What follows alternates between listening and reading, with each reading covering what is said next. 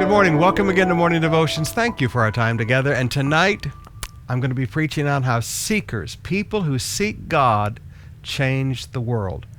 You don't change the world by programs and methodologies. You change the world by a heart that seeks God. We'll see it tonight.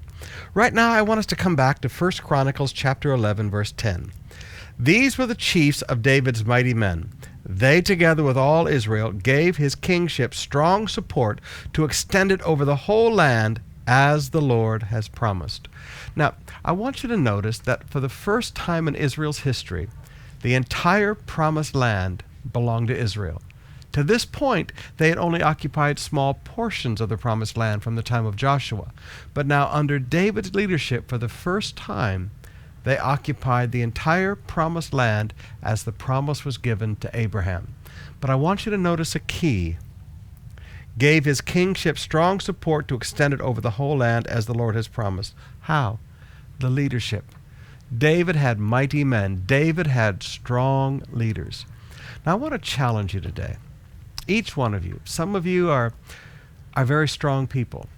And I don't say that insultingly. I say that as a compliment. The church needs strong leaders. We don't need weak leaders. We need strong leaders. It's the strong leaders that allowed David to extend his influence, conquer the land, and then stay in control of that land so that Israel occupied all of the promised land.